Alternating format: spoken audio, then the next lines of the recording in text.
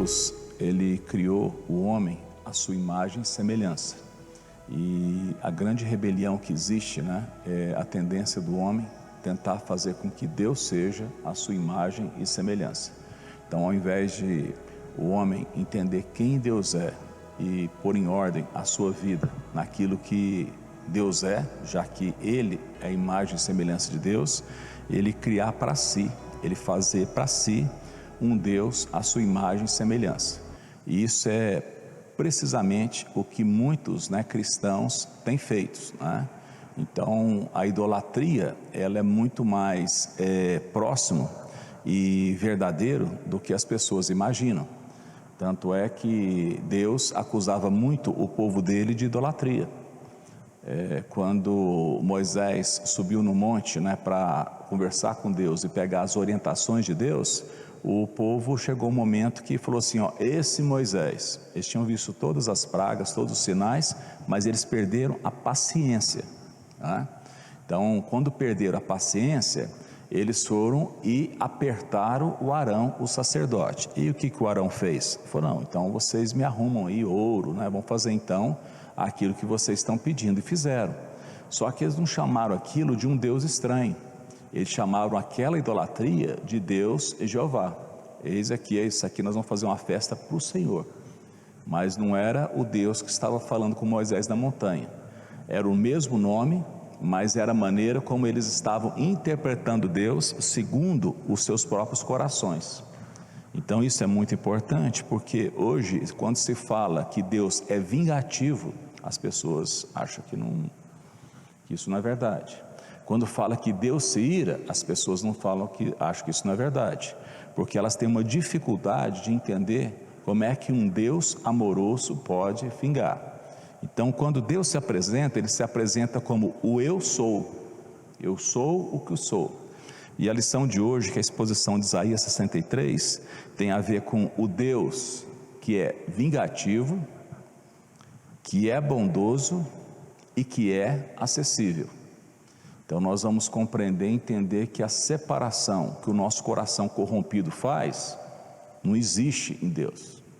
E Deus, Ele não vai mudar, nem está acuado por conta dessa rebelião, desses achismos humanos, principalmente que tem acontecido em muitas igrejas ditas cristãs, porque são igrejas onde, ao invés da a palavra de Deus ser autoridade, os pensamentos são a autoridade.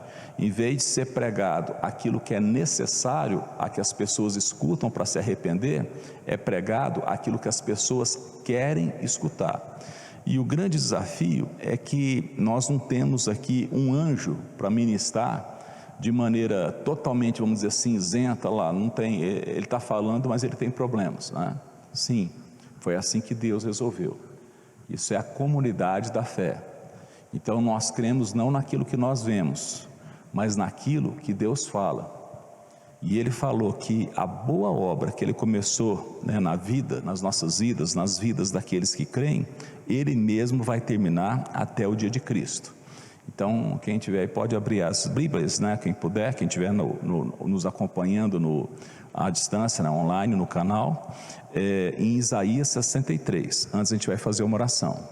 Senhor Deus, o Senhor é santo, santo, santo, e nós somos pessoas, ó Pai, que nos perdemos, que desobedecemos, procuramos os nossos caminhos, mas nos comparecemos diante do Senhor, por conta do caminho que o Senhor Jesus, ó Pai, abriu para que nós acessássemos, porque Ele derramou o sangue dEle, e o sangue dEle significa a nossa morte, e o nosso viver é um viver pela fé.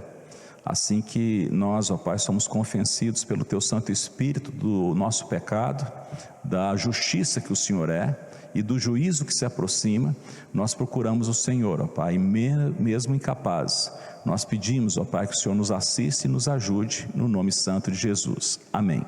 Então, Isaías 63, do 1 até o 6, ele vai falar sobre como Deus vinga o seu povo. Então, os malfeitos que têm acontecido, e que muitas vezes você fala assim, gente, mas isso é uma injustiça. Isso não passa despercebido aos olhos de Deus. A diferença é que quando nós iramos, nós queremos soluções rápidas. E Deus, Ele tem um tempo que não é o nosso tempo. Então a Bíblia nos fala de um conceito de Deus que chama a medida da iniquidade, que muitas vezes nós traduzimos isso, não, agora foi a gota que transbordou o copo.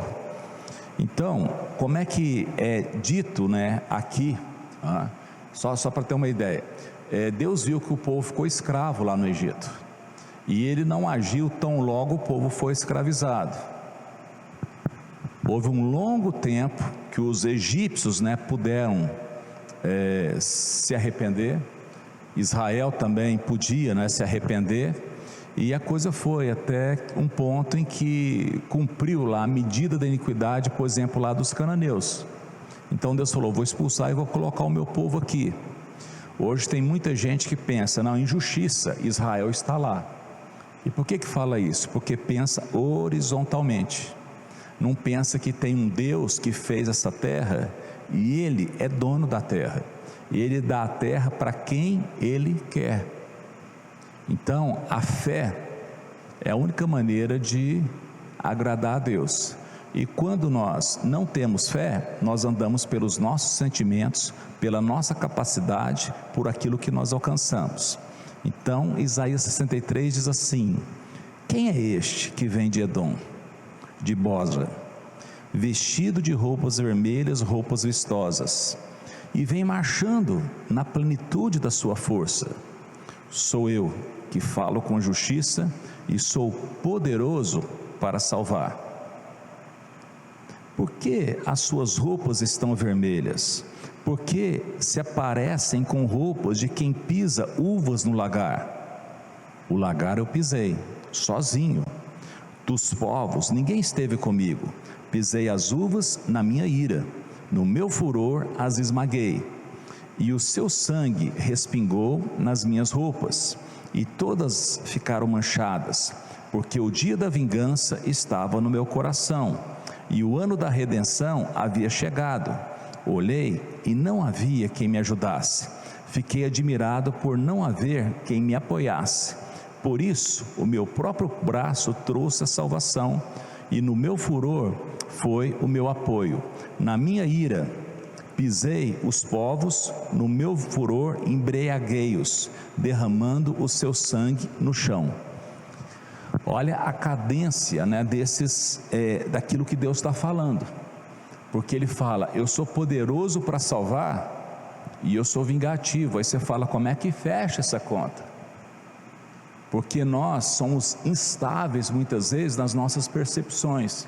Tem hora que nós amamos e hora que nós aborrecemos, e Deus não é instável, Deus é justo. Então Ele dá um tempo, insiste de várias maneiras, oportunizando que a pessoa que se arrependa. Mas quando deu esse tempo, que Ele chama de medida da iniquidade, e não houve arrependimento, Deus, Ele age, e quem não sabe de toda a história, tem sérios problemas com Deus, porque Ele é implacável. O mesmo Senhor Jesus amoroso que veio e andou no nosso meio durante vários anos, pregando, curando, é o mesmo que virá e com a espada da sua boca matará o perverso. O mesmo Deus que permitiu que o seu Filho Jesus morresse numa cruz, e não fez nada, não movimentou nada. E por que Ele não fez isso? Porque aquilo era uma oportunidade dele demonstrar o amor dele, não com palavras, mas de fato. Mandei alguém para morrer no seu lugar, pecador, e agora você pode se arrepender dos seus pecados e se reconciliar comigo. É o mesmo Deus que tem toda a ira que qualquer pai, qualquer mãe teria, multiplicado, porque os nossos filhos não são perfeitos como Jesus era, e Deus, Ele virá, Ele tem marcado esse dia, que chama o dia da ira. Hoje as pessoas estão anestesiadas, hoje existe uma dormência, Hoje, mesmo com pandemia, com violência, com coisas estranhas que vão acontecendo, as pessoas estão o quê? Muito chegadas ao consumo, às bebidas, aos remédios para ficarem anestesiados, aos hobbies, como se a gente tivesse o quê? Uma vida boa para viver aqui. Não é isso que a Bíblia diz. Não é que Deus, ele é pessimista, não. Mas nós devemos saber que mesmo que se nós fizermos tudo certo, pode ser que nós vamos viver o quê? Muitas coisas desagradáveis à semelhança de Jesus. Claro que se nós fizermos tudo certo, minimiza essa possibilidade, mas não é certeza que nós vamos o quê? Ter uma vida confortável. Agora, se nós fizermos tudo errado, pode ser que nós tenhamos uma vida boa, se nós não somos filhos de Deus, sabe por quê? Porque Ele não vai nos disciplinar, mas no dia da ira vai ser um completo susto, como foi o susto daquele rico que convivia com Lázaro à sua porta. Ele viveu uma vida regalada, mas no dia da sua morte, ele teve um velório, foi sepultado e foi para o inferno. E ele falou assim: puxa, mas o Lázaro está tão bem, por que ele me traz água? O filho, é interessante, eu acho essa palavra filho, né? Porque como é que você chama de filho uma pessoa que está no inferno e que nunca mais vai sair de lá? Abraão fala para ele: filho, lembra que em vida você teve tudo e você não importou com nada. Você viveu regaladamente e você não fez pelo Lázaro, e agora você quer que o Lázaro seja o seu empregado. Lázaro creu em Deus e por isso ele está aqui. Note que o Lázaro teve uma vida miserável, mas a morte mudou as figuras, não porque Lázaro era pobre, mendigo, mas porque Lázaro creu. Tanto é que o rico, ele fala: bom, já que não tem nada para mim, então manda Lázaro. Olha só como é que continua uma pessoa achando que tem poder sobre outra. Manda Lázaro avisar os meus irmãos, a casa de meu pai, para que eles não sigam o mesmo destino. Abraão fala: não, filho, lá eles têm Moisés, eles têm os profetas, está sendo pregado, e se eles não escutarem, nem se uma pessoa vier de entre os mortos, eles vão escutar. Então a maneira que Deus fala para transformação é unicamente o que é a pregação do Evangelho. E o que vai acontecer? Vai acontecer que tem um dia em que tudo vai ficar claro. Nenhuma pessoa vai conseguir subsistir nesse juízo.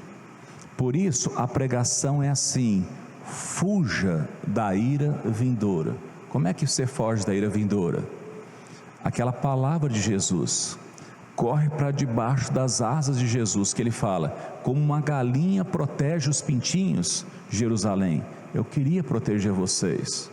Por quê? Porque o fogo vem, e muitas vezes uma galinha morre,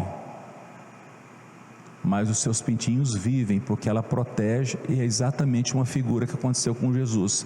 Então você se refugiou na minha morte, foi a sua salvação, mas vocês não quiseram. Então a casa de vocês ficará deserta, os filhos de vocês vão ser espalhados. Então o mesmo Deus de amor, aonde que está o amor de Deus? Em mandar o seu Filho Jesus, para que todo aquele que nele crê não receba o que merece, mas tenha a vida eterna. Porque o que nós merecemos? A morte. Por conta de quê? Por conta dos nossos pecados. Então nessa fala, eu que falo com justiça, que sou poderoso para salvar, porque a condenação já é uma realidade. Versículo 7, agora vai falar da bondade de Deus para com aqueles que são o quê? O seu Israel. E quando fala o seu Israel, não é os que estavam que tinha cidadania israelita, mas são as pessoas de fé. Como se fala hoje, não são as pessoas que frequentam a igreja, mas as pessoas que creem. O trigo no meio do joio que está na igreja. Celebrarei as misericórdias do Senhor, versículo 7, e os seus atos gloriosos, segundo tudo o que o Senhor nos concedeu, e segundo a grande bondade com a casa de Israel, bondade que usou para com eles, segundo a sua compaixão e segundo a multidão das suas misericórdias, porque ele dizia: certamente eles são meu povo, filhos que nunca me trairão. E ele se tornou o salvador deles. Em toda angústia deles, também ele se angustiava, e o anjo da sua presença o salvou. Eu fico tão impressionado de ver uma palavra assim de Deus angustiado com a nossa angústia. Assim como um pai ou uma mãe se angustia com a angústia do seu filho, é dessa forma que Deus sabe, e fala assim: não, mas então por que ele não resolve agora? Porque não chegou o tempo. Tem um tempo. O bebê está na barriga da mãe, gestante, e tem o tempo dele nascer. E por mais que essa mãe ame esse filho, se ele nascer muito prematuro, ele não tem chance de viver. E a palavra de Deus fala que Deus estabeleceu tempos e épocas. Então eu também, ele se angustiava, e o anjo da sua presença o salvou, por seu amor e por sua compaixão, ele mesmo os remiu, os tomou e o conduziu todos os dias da antiguidade, mas eles foram rebeldes, e contristaram o seu Espírito Santo, por isso ele se tornou inimigo deles, e ele mesmo lutou contra eles. Então os filhos se rebelaram contra Deus e romperam com Deus, e Deus, ele não ficou entristecido com isso. O que ele fez? Na sua justiça, ele viu que eles não queriam, e ele engrossou a voz e trouxe maior envergadura nos atos da sua disciplina. Então o povo se lembrou dos dias antigos, lembrou de Moisés e disse: onde está aquele que tirou o seu povo do mar, junto com o pastor do seu rebanho? Onde está o que pôs nele o seu Espírito Santo, aquele que fez com que o seu braço glorioso estivesse à mão direita de Moisés? Onde está aquele que dividiu as águas diante dele, adquirindo para si um nome eterno?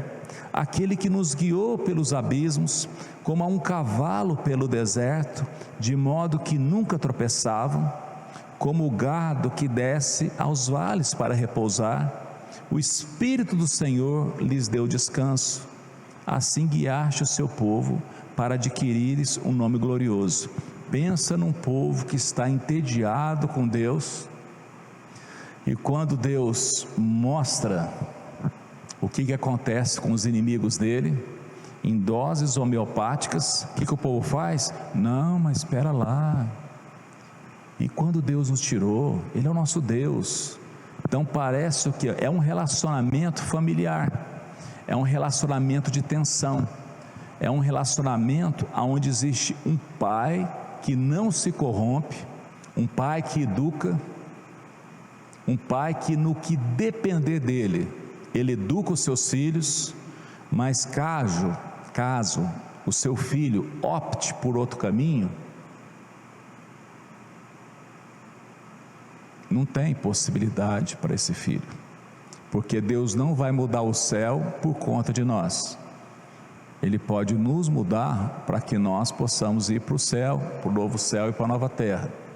Mas caso a rebeldia que existe nos nossos corações prevalecer sobre a fé que pode brotar nos nossos corações de ouvir a palavra de Deus, então o nosso destino é a perdição.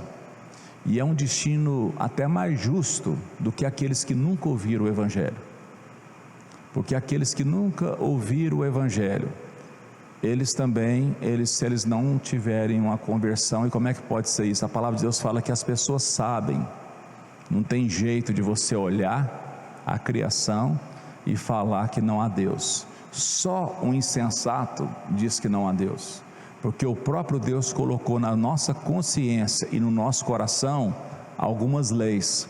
Isso é chamado de a graça comum, porque todos nós temos a capacidade de maldade extrema. Toda pessoa tem a capacidade de fazer o que um Hitler fez, o que pessoas horríveis na história fizeram. E se a coisa não chega nesse ponto, é por conta dessa graça de Deus que refreia a maldade muitas vezes que existe no nosso coração. Então olha, Deus vinga, Deus é bondoso. Se nós estamos vivos, é tempo de nós nos arrependermos. Podemos nos arrepender, porque Deus, Ele já pagou, Ele já mostrou quem Ele é. Não adiantaria nós nos arrependermos se Deus não fosse quem Ele é. E arrependimento não é remorso. Arrependimento é mudança de pensamento, é entender quais são os pontos obscuros de rebeldias na nossa conduta, no nosso pensamento, e com muita disposição investirmos contra esses pontos, mudando que a nós mesmos, ou nas palavras do apóstolo Paulo, transformai-vos pela renovação do vosso entendimento, para que experimenteis a boa, perfeita e agradável vontade de Deus. Como é que eu experimento a boa, perfeita e agradável vontade de Deus? É pedindo muita coisa para Ele? É determinando que Ele mude? Também não. É transformando a minha maneira de pensar, a maneira como Deus pensa. Eu que fui feito à imagem e semelhança dEle, não é Ele que vai baixar o nível. Ele está querendo que elevar, é Ele que tem os pensamentos altos, não sou eu. É Ele que tem os caminhos altos, não sou eu. E é como a chuva e a neve cai do céu e rega a terra, e essa terra produz semente, assim é a palavra que vem de Deus. Ela não volta vazia, mas ela vai transformar os transformáveis. Os que não mudam, vai ser igual rocha, não vai brotar nada, vão seguir o destino, que essa terra está destinada. Mas aqueles que se transformam mediante a palavra de Deus, esses serão a geração bendita, a lavoura bendita de Deus. Agora nós vamos para a última parte, que é a acessibilidade de Deus. Então nós vemos que Deus, Ele é vingativo, Deus é bondoso, e agora nós vamos ver que Deus é acessível. Olha para nós lá do céu, da tua santa e gloriosa habitação. Onde estão o teu zelo e as tuas obras poderosas? Está retendo a ternura do teu coração? Já se esgotaram as suas misericórdias para comigo? Mas tu és o nosso Pai. Abraão não nos conhece, Israel não nos reconhece, mas tu, Senhor, é o nosso Pai, nosso Redentor é o teu nome, desde a antiguidade. Note que aqui as pessoas que estão orando, elas não estão se fiando no sangue. Abraão é o nosso pai. Não, Abraão nem nos conhece, nós estamos muito depois. Israel também não conhece, mas o Senhor sabe quem nós somos.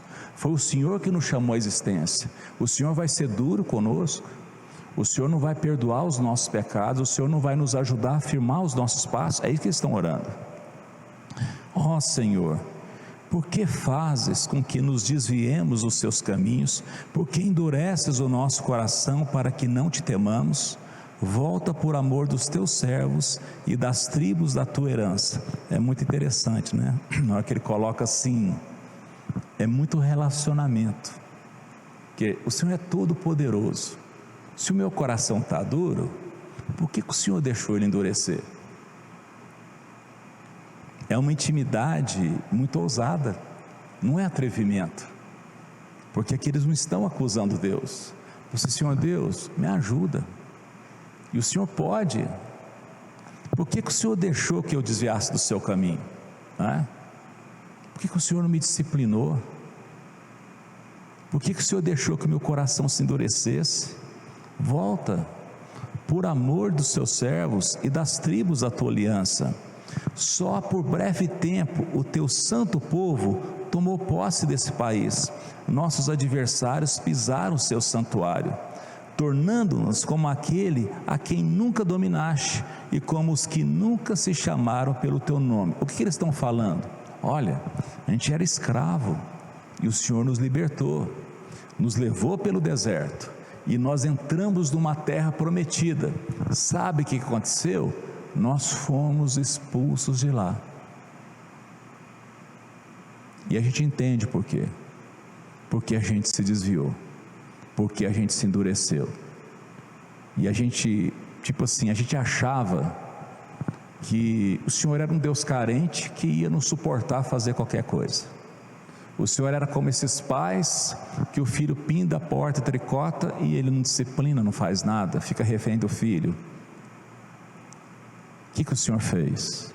O Senhor nos expulsou da terra que o Senhor nos deu. O Senhor não corrompeu aquilo que o Senhor é de santidade, de justiça, por conta dos nossos pecados. Ficamos lá tão pouco tempo, foram 200, 400, mais 2, foi pouco tempo, 600 anos, e foram expulsos. Quando Deus faz tudo isso, é porque na mente de Deus, o que Ele puder fazer para que a gente não perca a nossa alma, Ele faz. Por isso que a nossa vida é tão desafiadora, porque hoje existe uma pregação que nós absorvemos como se nós fôssemos o quê? Blindados por Deus de qualquer mal que pode acontecer nessa terra.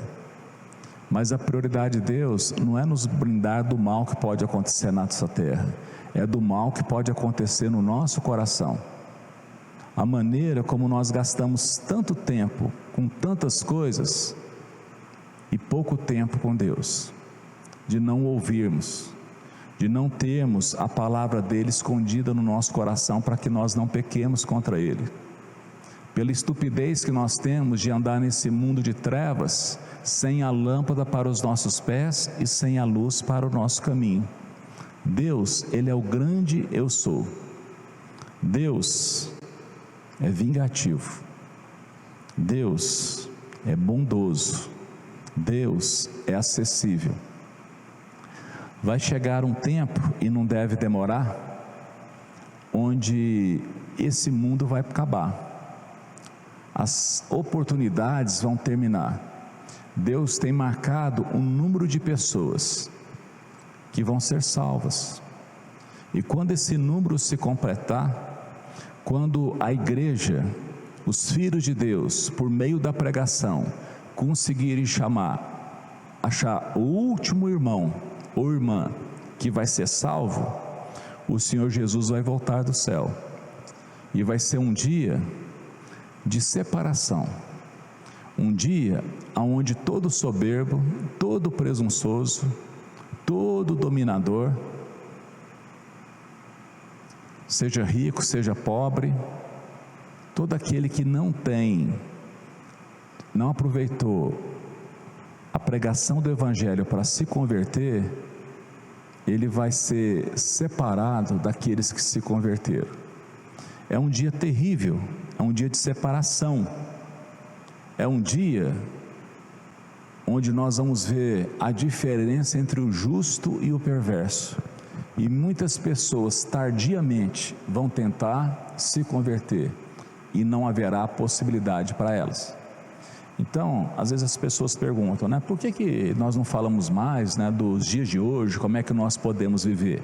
Ora, para isso, nós temos os filósofos, nós temos as pessoas aí que fazem os livros de autoajuda, O objetivo da igreja não é fazer nós vivermos bem aqui, é nós vivermos bem eternamente, não só aqui, mas temos uma comunhão com Deus e entrarmos na disciplina de Deus para que nós possamos viver o melhor que está para chegar. Olha para Jesus, a vida de Jesus foi agradável aqui? Não foi. Por que Jesus não desistiu? Porque Jesus olhava muito claro o que estava acontecendo e sabia que era muito pouco tempo e que ele veria o penoso trabalho da sua alma e ficaria satisfeito. Sabe onde que está Jesus hoje? Sentado à direita de Deus o Pai, reinando absoluto. E qual que é esse reino de Jesus? É um reino que ele iniciou. É um reino onde aqueles que creem em Jesus continuam pregando o Evangelho. E as pessoas que se convertem e abandonam os seus pecados, que se arrependem, fazem parte desse reino que está crescendo. E vai chegar um ponto que esse reino que hoje é invisível, esse reino que está dentro de nós, esse reino vai ser materializado. Um novo céu e uma nova terra, onde habita a justiça, onde o próprio Deus enxugará dos nossos olhos toda lágrima. Nunca mais nós iremos a um funeral, porque nunca mais ninguém morrerá. Nunca mais nós sofreremos, porque ali não haverá mais dor. Nunca mais o mal vai estar nesse lugar. É um lugar superior ao lugar do Éden, porque nesse lugar não existirá mais uma árvore de um conhecimento à parte de Deus, mas a única árvore que estará ali, deve ter muitas outras árvores, claro, mas a árvore da vida.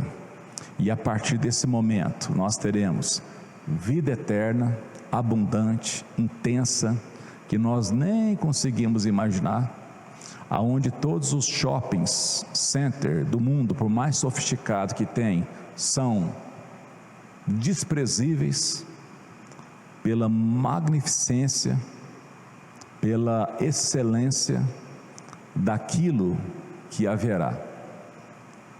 Não só coisas boas, mas não haverá mais ganância, não haverá mais carência. O próprio Deus estará conosco para sempre. Ele não visitará, se é que nós vamos chegar lá, Ele não virá visitar no final do dia, mas é um lugar onde o céu e a terra se juntam. O tabernáculo de Deus com os homens. A palavra é: Deus habitará com eles, e eles serão povo de Deus. Na linguagem acomodativa que Isaías fala, porque a gente não consegue, mas ele começa só para a gente ter uma impressão. Ele fala assim que não vai ter pecado, mas é na linguagem acomodativa. Se alguém pecar, só 100 anos depois, não vai ter criança para viver poucos dias. Morrer com 100 anos é morrer muito jovem. Aí você fala: puxa, mas não vai morrer, como é que é isso? É uma linguagem acomodativa, é tipo assim, passando o mel na boca, um aperitivo, porque nós não damos conta, com a nossa mente fechada, de ver o que nos aguarda, porque se nós conseguirmos ver isso, a nossa vida de imediato muda drasticamente. Por isso, a melhor coisa que nós fazemos é pregar esse Evangelho, é ensinar essas coisas, porque foi exatamente isso que o Senhor Jesus fez. Imagina que se tivesse uma outra coisa melhor do que o Jesus fez, Ele teria feito. E por que Ele fez o que Ele fez? Porque era o melhor que se tinha a fazer. Vai chegar um tempo, que nós não teremos mais templos com cadeiras vazias. Nós não vamos ficar chamando as pessoas para ir mais à igreja, porque não vai ter mais igreja. Nesse lugar não vai ter nem templo, porque o templo será a própria presença do Todo-Poderoso. E nós devemos nos esforçar e procurar avisar todos os nossos a respeito desse lugar. É um lugar que às vezes as pessoas ficam tentando conjecturar, mas e se eu chegar lá e a minha avó não estiver lá? E se um familiar meu que eu tanto amava não estiver lá? Eu vou saber? Vai. Mas você não vai sofrer. Por quê? Porque você vai conhecer como você também é conhecido. Porque até esse nosso amor que nós temos aqui é muito pequeno e é egoísta perto do amor que nós vamos conhecer. Mas nós não podemos brincar. A única maneira que tem de uma pessoa se converter, e agora nós estamos finalizando, o nosso tempo já deu, é conhecendo esse Evangelho e levando seriamente na sua mente. E por mais que você faça isso, você sempre vai entender que você é insuficiente. Mas igual um pai e uma mãe têm paciência com seu filho que se esforça, e às vezes ele nem dá conta, aí o pai e a mãe vai lá e completa. Assim Deus tem paciência com aqueles que se esforçam, aqueles que se achegam perto dele. Às vezes o filho trabalhou, mas não deu o dinheiro, não deu para ele fazer a feira do mês. O pai vai lá, o que? Completa. E se nós somos assim, imagina o Deus Todo-Poderoso, que nesse meio de tantas propostas, vê alguém que mesmo que não dá conta, mas está interessado na proposta de Deus. Então que Deus possa nos abençoar, que a gente não venha diminuir Deus, mas que nós nem podemos diminuir Deus, mas que nós não sejamos tontos o suficiente para achar que Deus é aquilo que nós pensamos que Ele é, mas que nós possamos ver na palavra de Deus, como Jesus diz: examine as Escrituras, são elas que testificam de mim. Não se iluda com aquilo que os seus olhos mostram. Olhe todas as coisas com, vamos dizer assim, os óculos da palavra de Deus, porque aquilo que é grande para Deus não vale nada. Humildes para Deus vale muito. O rico era o bichão lá do pedaço, o Lázaro era o traste. Pouco tempo, para a eternidade, o Lázaro é consolado pelo pai Abraão, e o rico vivendo eternamente em tormentos. Não se iluda com essa vida e com essas propostas. Vamos pedir que Deus nos ajude a melhorar até o nosso tom de voz, porque é muito sério todas essas coisas, e não é para colocar medo, é para encher o coração de alegria, que vale a pena ser um agente de mudança. Vamos orar. Querido Deus, muito obrigado, Pai, muito obrigado por tudo que o Senhor tem feito nas nossas vidas, Senhor Deus, e muito obrigado, Pai, porque a gente vê aqui que o Senhor é um Deus vingativo, não ficar amedrontado, mas depois nós vemos que o Senhor é um Deus bondoso, ó Pai, isso traz um certo alívio. Mas quando nós vemos, ó Pai, que o Senhor é um Deus acessível, Pai, Senhor Deus, nos ajude, ó Pai. Fizemos tanta coisa, ó Pai, de errada contra o Senhor, ó Pai. Senhor Deus, a vaidade, ó Pai, entrou no nosso coração. E Senhor Deus, esse mundo é escravo da vaidade, e a vaidade é a mesma coisa de futilidade, é uma coisa, ó Pai, vã, é uma aparência inócua. As pessoas vaidosas, elas não são felizes, porque elas sabem que elas não são aquilo que elas esforçam para se aparentar ser. O Senhor é um Deus autêntico. O Senhor Jesus não teve dificuldade nenhuma de se esvaziar de si mesmo e assumir uma forma de servo e ser obediente até a morte de cruz, e Ele mesmo fala: quem perseverar até o fim, este será salvo. E nós pedimos essa graça. Eu peço essa graça, ó Pai, para mim e por todos aqueles, ó Pai, que ouvem essa palavra, por amor de Jesus Cristo, por amor do Senhor, por amor das pessoas.